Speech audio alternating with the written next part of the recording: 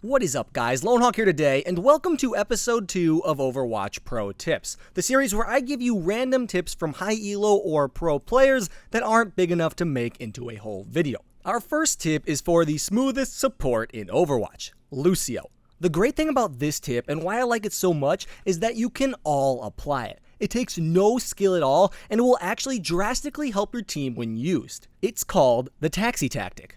Essentially, when most or all of your team dies trying to contest a point, instead of sitting around waiting for them or just running into them feeding them ult charge, run back to your spawn, wait for them, and speed boost them back into the fight. I've seen countless Lucios make this mistake. They either try to take a point on their own when all of their team has died because they figure, oh well, I might as well try, or they try to force fights with maybe one or two teammates against the whole enemy team. It doesn't really matter the situation. If you're outnumbered and you can't take the point with ease, go back to your spawn, gather your whole team together as Lucio, and speed boost them back. This allows your team to be a lot more coordinated, which is great on its own, and it also almost doubles your attempts at taking a point, because your whole team has a massive speed boost you're giving them to get back to the fight. If you stay in the fight and die, chances are you'll spawn after your team, so they won't be able to benefit from your speed boost, and you just fed the enemy some ult charge, 200 hit points of it, if not more, because you probably have your AoE healing up. Don't be that Lucio, don't force fights that are bad, and don't try to 1v6 the enemy team. If you see a fight going downhill that you know you can't win, try to use your speed boost to pull your team out,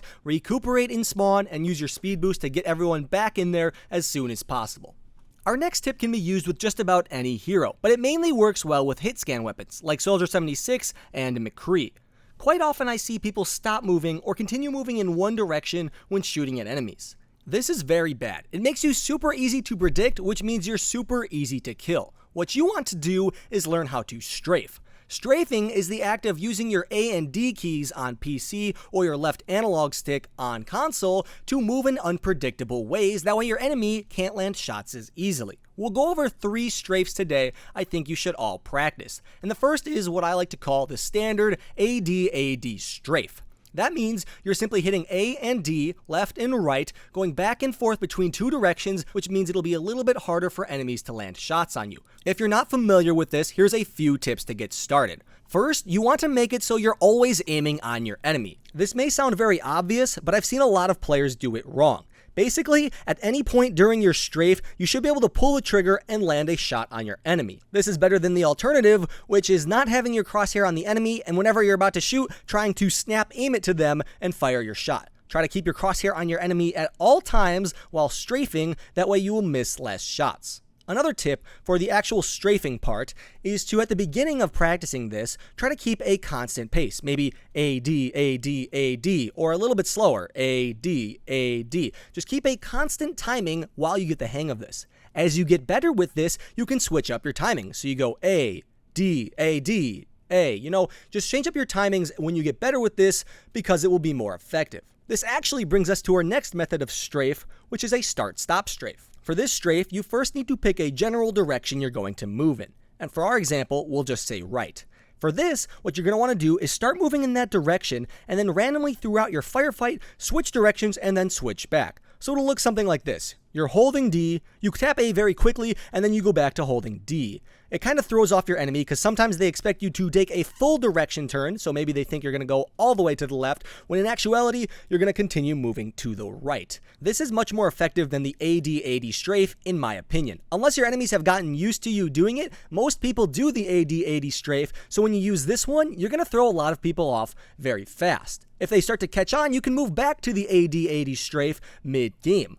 Or move on to my third strafe, which really doesn't have a name because it incorporates both of them. There's no set way to perform this strafe. Basically, you just want to combine elements of the AD-AD strafe and the start-stop strafe. Maybe you're moving to the right, then you switch to the left and back to the right, and then randomly, you start moving to the left. The real key here is just being unpredictable. Try this out, guys. Tell me what you think, and if you want more information on strafing, be sure to let me know, because I can make this into a whole video. Strafing is a very useful mechanic in all FPSs, especially ones like CSGO, and if you guys learn it, you can become masters at 1v1ing enemies.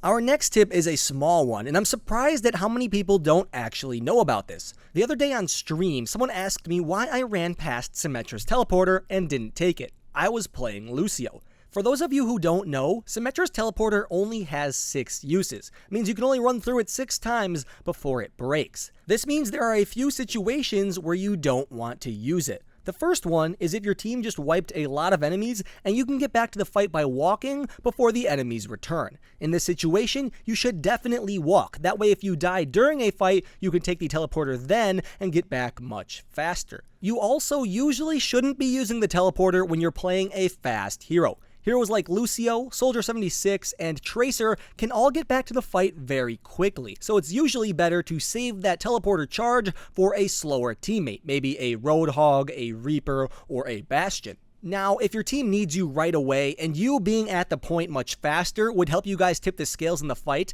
maybe you have your ultimate ready, or you're just a big part of the team, then obviously take the teleporter, no matter how fast you are. Just be sure you're consciously thinking about whether you should actually be using the teleporter or saving it for your slower teammates.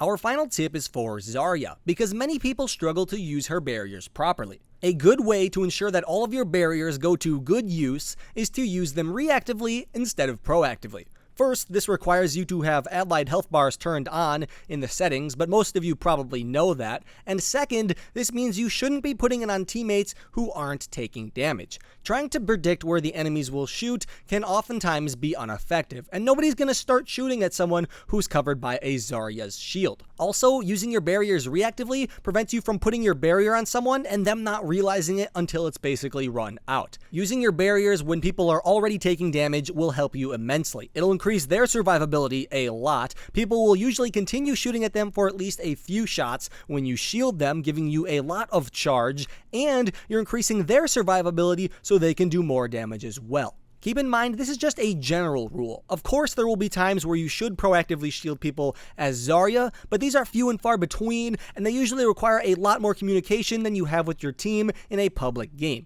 Even with a 6-man, sometimes you don't have the communication to pull this off. So using Zarya's barriers reactively is almost always your best bet. Hopefully these tips were helpful to you all. If they were, be sure to leave a like down below and maybe subscribe. Also, if you need help with anything, you can suggest future tips down below. And maybe check out my live stream where I got most of the footage for this video. I will see you guys all later. Lone Hawk out.